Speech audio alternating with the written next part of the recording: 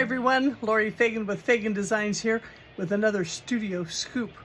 I am taking advantage of the long weekend and pulling out this top that I actually cut out more than a month ago at a fiber retreat.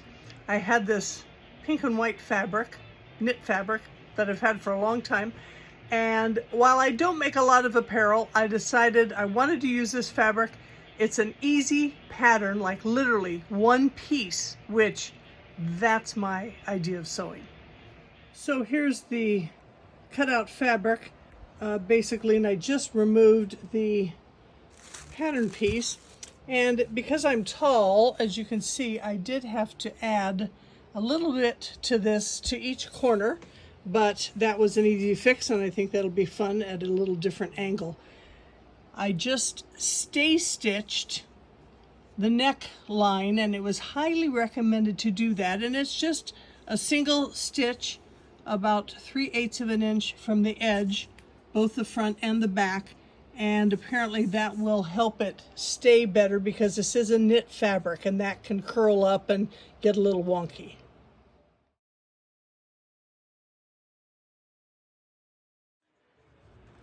This pattern also requires a bias piece to be turned up about 3/8 of an inch, wrong sides together, and this will actually make the piece around the neck lay much better, I think. Like I say, I don't do a lot of apparel sewing anymore. I did exactly one jacket with set-in sleeves, and I said I'd never do that again. I have made a lot of vests back in the day, but now I just buy blanks and I either paint on them or have other fabric printed on them as well. So here's my bias tape done.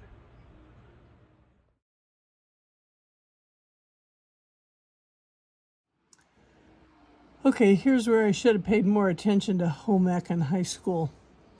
So they had me press up 3/8 of an inch around one end and then a 1/2 inch down in the other. And the directions were not terrific, so went to YouTube, thank you. And this seam, or this fold, ironing fold, is supposed to go right along the stay stitch. So I'm supposed to pin this down so the fold is on the stay stitch all the way around. I hope this is right. And I know it's going to have me clip some of these curves eventually. It didn't go through.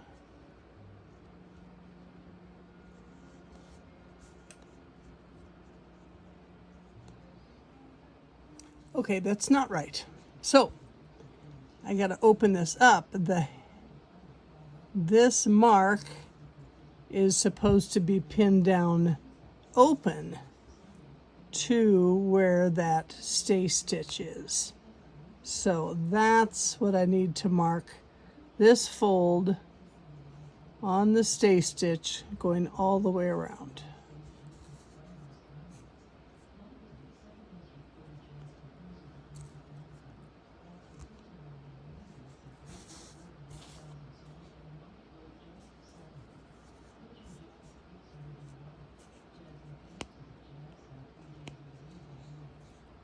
So apologies to all you real sewers out there. I usually make art quilts, so doing this kind of fussy stuff is a little crazy making for me. Anyway, so I've pinned it all the way around on the stay stitch, turned under the edges for each of those sides, and I hope I have a nice bias tape for the neck. Okay, so now we are sewing along that folded line, hopefully 3/8 of an inch, and I'll try not to run over pins here.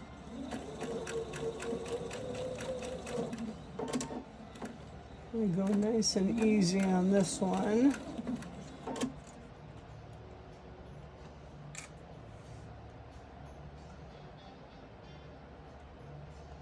we still lined up? Heaven only knows. You can hardly see the mark anymore. Another light on here. There, I can see that fold a little bit better now.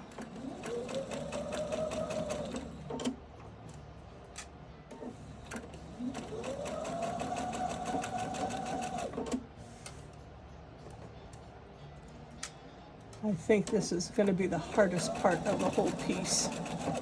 The rest of it should go together pretty easily.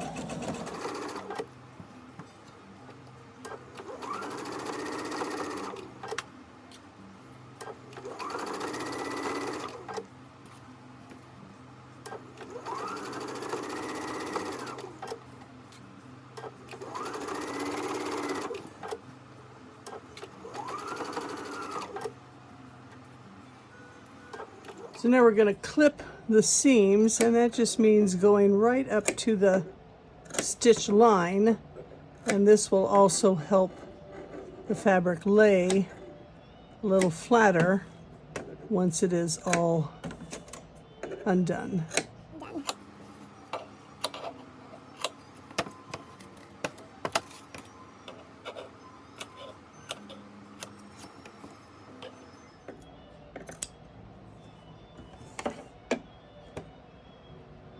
Obviously, you don't want to go into the stitching because that would be bad, because it would all kind of come apart. Okay, let's see if that's going to work. Okay, now this is the test. We're going to turn it over. Oh my gosh, look at that. I think it worked. The stitching is not supposed to show. That's just a little thread that needs to be clipped. But this needs to go all the way around. Oh my gosh, I think I did it. Now I need to iron this part of it. Okay, so that mostly worked. It's turning under very nicely all the way around, except got to this one point. Uh-oh, I missed the mark a little bit, and we don't want that stay stitch to show. So I just have to go back under here and try to figure out where that line is supposed to be and stitch from there to there and redo that one. Okay, so I have turned under the bias tape all the way around, pinned it down, and gave it a little pressing, and now I'm going to stitch 3/8 of an inch all the way around. So the throat plate on this new Sapphire Viking Husqvarna machine is in like 0 to 20 or 0 to 40, and I'm not sure what that actually means, centimeters or whatever, but so I had to go ahead and mark 3/8 of an inch down here, and I just marked it with a marker on there so I can follow this properly. I'm going to start at the back seam, fix the threads there. And now watching my marker here for 3/8 of an inch. And go easily around. I gotta kind of feed it in, get that corners so they don't bunch up. Knits are a little wonky in that they curl and don't lay flat a lot, but they are very comfortable, obviously. We have a lot of knit items that we wear a lot. They did recommend using a polyester thread, and for most of my art quilts, I primarily use either cotton thread or a rayon, which has a nice sheen to it. And I like the rayon a lot for most everything, but this called for polyester, and I had to dig around to see if I could find a polyester spool, which I did. I think it's an older piece of thread, but it seems to be working okay.